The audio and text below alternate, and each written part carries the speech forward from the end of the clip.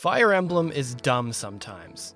We're doing it again. I've covered a lot of funny Fire Emblem characterization moments in the past, such as goofy recruitments, sick burns, hated characters, badass characters, and so on. But in a massive series filled with so much character interaction that you could lose yourself in, there will always feel like something new to talk about. My past videos have covered a lot of trivia / non-character breakdown stuff, so now I think I'd like to take a break from that, and in fairness I've been taking a break from a lot of things online, and to return back to good old classic analysis of some of Fire Emblem's weird and silly characters and character interactions. Sit back and enjoy. These things are about to get dumb. And yes, I apologize, I haven't uploaded in a couple weeks plus. Just been enjoying time with family, I've been enjoying time by myself, and I've just been kind of relaxing for the holidays. But I still want to get a couple videos in before the new year, so expect some more. Gonzales. For those uninitiated with Binding Blade and have never heard or seen of Gonzales, this is him. And if you immediately assumed he was a big dumb brute with probably a heart of gold, you are right. And in a series where big dumb dummies are sort of prevalent, see my Himbos video, no one quite measures up to Gonzales in terms of sheer lack of intellect. Gonzales is first seen in Chapter 10A and B. He is initially working for a group of Western Isle evildoers to destroy a village, but when Lilina talks to him, she looks past the monstrous exterior and speaks to him like a person. Gonzales is a kind and gentle, but deeply misunderstood person due to factors he cannot control. His ugly face, abnormally large hands and feet, and inability to communicate normally. We really see the extent of this in his support. He's a very lovable guy, but his lack of a lot going on upstairs leads to some very funny interactions. He of course has heartwarming moments with Lilina, Echidna, and Garrett, which come sprinkled in with goofy character moments as well. Like Echidna trying to give himself confidence in his strength and using it to help people in need. Or when he brings an entire tree with bittersweet seeds as a gift to Garrett after he reminisces over his mother picking seeds to eat for him when he was a kid. Subtly showing that Gonzales does have a good heart and can show kindness and empathy in his own way. Today though, I'll be highlighting Trek, Dayan, and Barter's supports with him. Let's start with the most chill to the most chaotic. Trek is one of the most even-keeled characters in the series. He is pretty much unfazed by everything and takes everything in stride. So much so that his goofy personality is something that people look up to him for. Trek does not judge others, nor does he act surprised ever. But Trek is almost too fancy-free. He'll sometimes fall asleep in battle and has a forgetful streak. This comes through in his C support with the man. Their entire C support is Gonzales introducing himself and then him trying to remember Trek's name by repeating it over and over.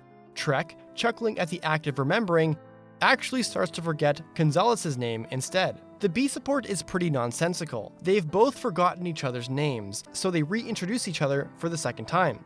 Gonzales partially remembers the T part of Trek, but nothing else. Trek finishes the name by saying Rek, but by the A support, Gonzales actually thinks his name is Rek now. Gonzales obviously did not understand Trek's previous act of helping him remember back in the B support, but Trek, being chill as ice, plays along with him and just accepts that he thinks his name is Rek now.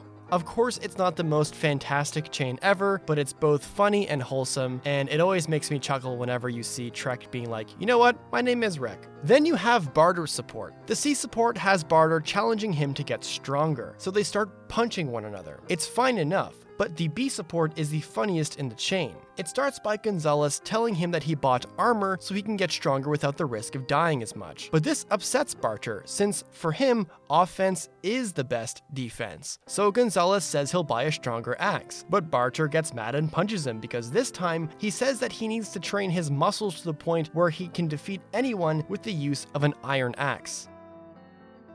Dayan is the Silver Wolf. He's a very calm, collected, and caring man. He recognizes Gonzales' struggles, but is someone else who looks at him kindly. This chain showcases how curious he is as a person. In fact, all three conversations revolve around Gonzales wanting to try something new that Dayan has. The curious young giant first tries firing an arrow from Dayan's Sakaean bow, to which he somehow has the arrow fling into himself. The B support sees him wanting to ride Dayan's Sakaean horse, but Gonzales accidentally surprises the horse from the back and gets kicked off screen. Finally, and hilariously, Dayan offers him some Sakaean wine, but he chugs the entire bottle of wine and passes out immediately afterwards. Oh, Gonzales. Gonzales, in my opinion, is a wonderful character even if he's not one for great conversation. He's literally trying to do his best after given a second chance in Roy's army. While he has genuinely funny moments, he's still emotional and an empathetic guy. Speaking of giant lumbering dummies, how could we not talk about hilarious Fire Emblem moments without one of the most iconic Fire Emblem Three Houses supports? And I'm only slightly being hyperbolic. Raphael and Flayn. Flayn is impressed with Raphael's immense strength, so much so that she wants to become stronger herself. And instead of focusing on eating or lifting lighter weights than a log, he suggests she work on her battle cry. And so, Raphael and Flayn start yelling. If you let out a good shout, you'll feel even more powerful. You are a font of knowledge. Can you apply your wisdom and show me by example? No problem. Just follow my lead. Yeah! Hurrah! Yeah! Hurrah! Oh! Yeah! Whoa! Yeah! How did I fare? Do I look stronger now? It's working! I knew this would help! In the B, Flayn is eager to show him her renewed battle cries after a bit of training, and they start yelling once again. This time, Raphael is impressed. They then start talking about why Flayn wants to get stronger, so Seteth will not worry about her frailness. Once their rapport is finished though, it's back to yelling. The A support starts again with yelling. The funny thing is that the yells are technically working to make Flayn stronger. Obviously not physically, but when she does yell while doing some menial physical tasks, like moving books around, that she can gather more strength by use of her guttural yells. And while Flayn is briefly concerned that the yelling training is holding him back from his own workout routine, he assures her that it's actually the opposite. But doesn't all this shouting keep you from your precious workout regimen? Nah, don't worry about that. I think I'm in better shape now than I was before. My muscles work overtime when they hear you shouting so close to me. Isn't that wonderful? Come along, Raphael's muscles. We can do this. It is my wish that someday I'll be able to lift a log all on my own with these arms of mine. I'm sure they will. I used to think you were a lost cause, but look at you now. If you really want to get there, you gotta start training your muscles when we shout, all right? You've already got big brains, but if we can get you big muscles too, you're gonna be invincible. Invincible? I like the sound of that. Rah! Ah! Whoa! Ah! Hurrah! Hurrah! Yeah! Yeah!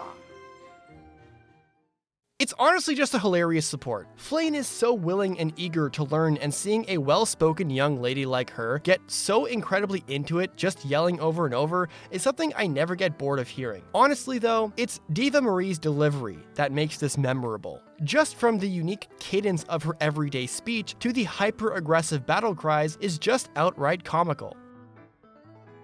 For the last character interaction, I'm gonna go back to GBA. I think Will and Raven's support is pretty funny. People are pretty familiar with Raven, probably because he's more popular in general and he's in Heroes. He's a cold, quiet, and vengeful person, especially towards Ostia for what happened to his home territory in Cornwall. So generally, not a very social guy. Will is kind of the opposite. He's goofy, talkative, and kinda dumb. He wants to make friends, but Raven is not the guy for that. Regardless, he tries to make it work. Will approaches Raven and asks him a very simple but random question. How old are you? Raven is put off by the question, but Will begins explaining that Raven has an aura about him that shows that he's seen it all, implying that he must be older. He responds with, "And what if I am?" Will understands this as him actually being older and answering the question, so he starts to call him Senior, which the Cornwall killer is not exactly thrilled by. In the B, Will is starting to annoy him with the titles, and after Raven asks how old he is, Will finds out that he's just 2 years younger than him, prompting Raven to tell him to stop calling him Senior. But Will only sort of gets the hint and wonders if the title should still hold, calling him Senior Raven. He responds with a simple ... Will, implying that he's getting impatient. This support ends with the classic "I'm not mad, this is my normal face" trope.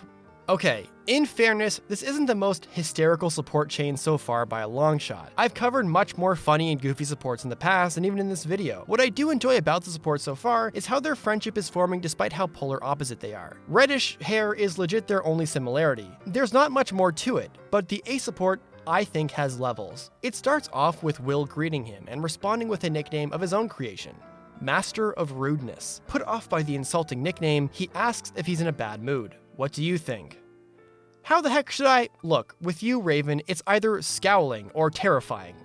Ah, yet the scowl does not stop your prattle, does it? Will is like so concerned about not knowing whether or not Raven is actually angry that he ends up making him angry by often asking him whether or not he's angry. Raven confirms this by literally asking if he's faking being this dense. But suddenly, Will has a new idea, sparking dialogue that I honestly am surprised hasn't been memed on yet. You know, I just had a thought. What about Rave? What's a rave? It's a nickname. Yours. Like it? Rave. You really are an idiot. What's a rave? That is legit going to be me after this next COVID lockdown is over. In my opinion, this is a good comic relief support, and while neither character really develops in any meaningful way, Raven remains tight-lipped and short-tempered, and Will is too dumb to realize that he's being annoying, Raven doesn't really get a chance to be in a funny situation. He has a lot of baggage as a character, and besides Barter, who is a giant meme, is a very serious character overall. While again, not a knee slapper of a chain, it's lighthearted and goofy, and one that I think is overlooked in the FE7 fandom. This has been a relatively shorter character analysis video than usual, and there's a reason for that. And I know it's been over 2 weeks since my last upload.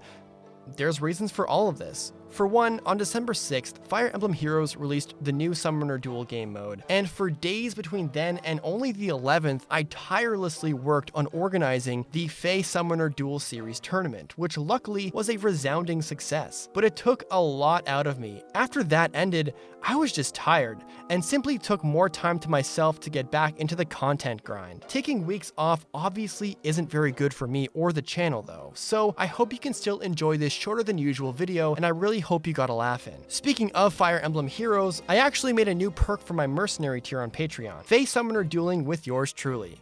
So if you like playing Summoner Duels and want to duke it out with me or my friends on Patreon, consider pledging there and trying to take on my Nyla team. One more super important thing. The channel just reached 90,000 subscribers, and hopefully this video didn't cause people to unsubscribe, because sometimes that happens when you don't upload for a long time, and then people realize, oh, I'm subscribed to this guy? My goal was to hit this before the new year, and here we are.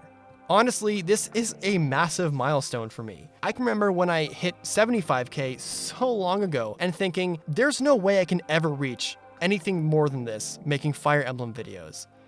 But the channel's at 90,000 subscribers doing Fire Emblem stuff. My heartfelt thank you to everyone who has both stayed with me for years, are just joining, or haven't subscribed yet but are thinking about it. Seriously, thank you. I don't want this to be the last video of mine before the new year, but it might. My folks really need me back home, and Zeke surely misses me. But I'll try to get one more video out before the new year. So take care, everyone, and until next time, deuces.